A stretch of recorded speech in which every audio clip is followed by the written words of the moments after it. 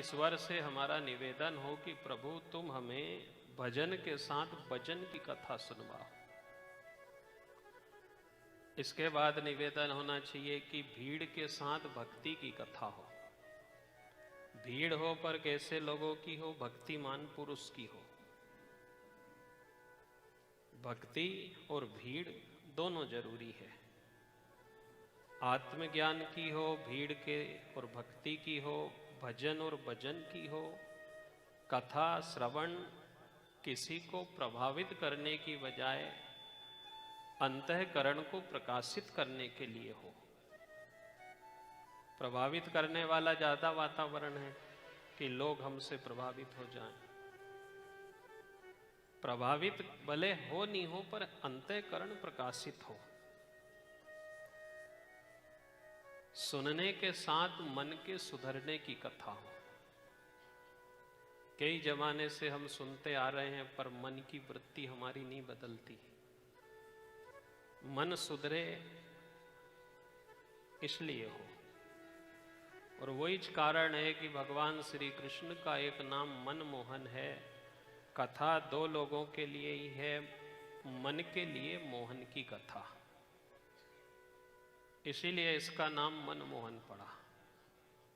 सब कोई आए नहीं आए हमारे साथ, पड़ोसी आया कि नहीं आया, बहन आई कि नहीं आई, परिवार आया कि नहीं आया, पर संतों ने कहा कि यदि मन हमारे साथ आया है तो ये ठीक है, सबसे अच्छी बात है।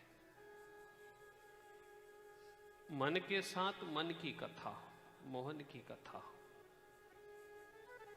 इसके बाद ना तो कर्ण प्रिय हो ना वर्ण प्रिय हो।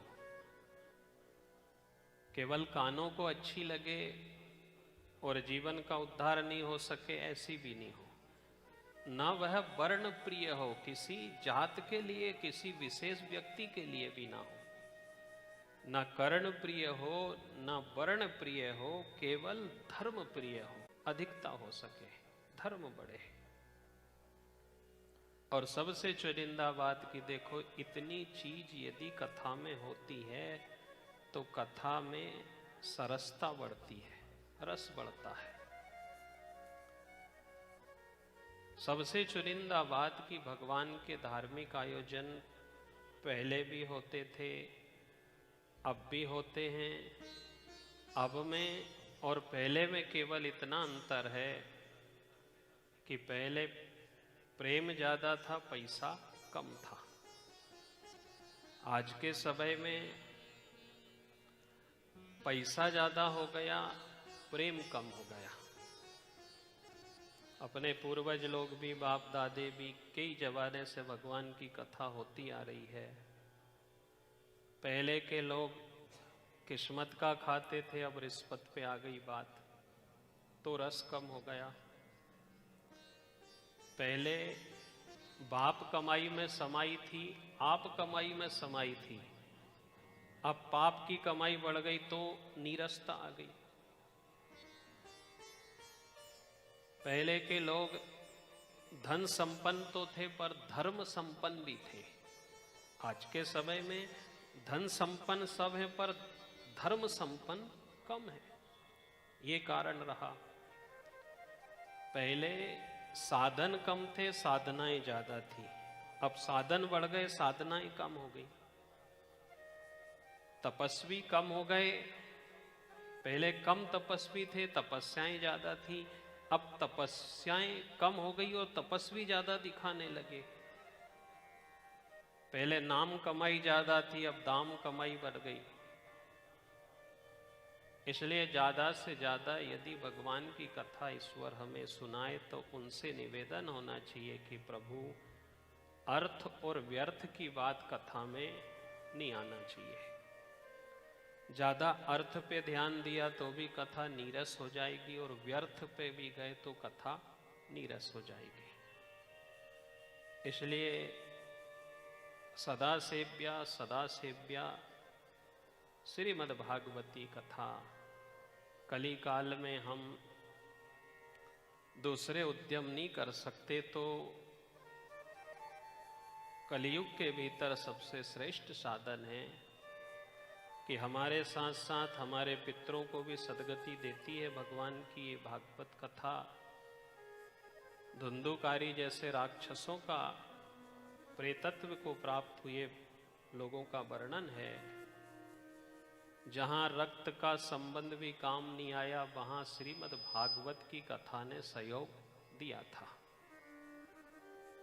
इसलिए हम माने कि साहब भागवत एक अद्वितीय ग्रंथ है। वंश एक समय तक ही साथ देगा। वंश ने कह दिया कि जहां तक मेरी क्षमता है बराबर मदद करूंगा। पत्नी से पूछा तो बोले स्वामी मैं बराबर आपको मकान तक छोड़ के आऊंगी।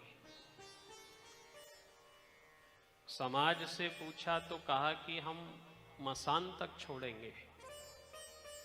पुत्र से पूछा तो उसने कहा कि मैं अग्निदान तक छोड़ूंगा। इसके आगे का सहयोग नहीं है। एक मकान तक छोड़ देगी, एक मसान तक छोड़ देंगे, एक अग्निदान तक सहयोग करेगी। इससे आगे का सहयोग नहीं है। वंश का साथ देने का एक अपना दायरा है, मर्यादा है। इससे अच्छा साथ निभाया है बांस ने आखिरी तक।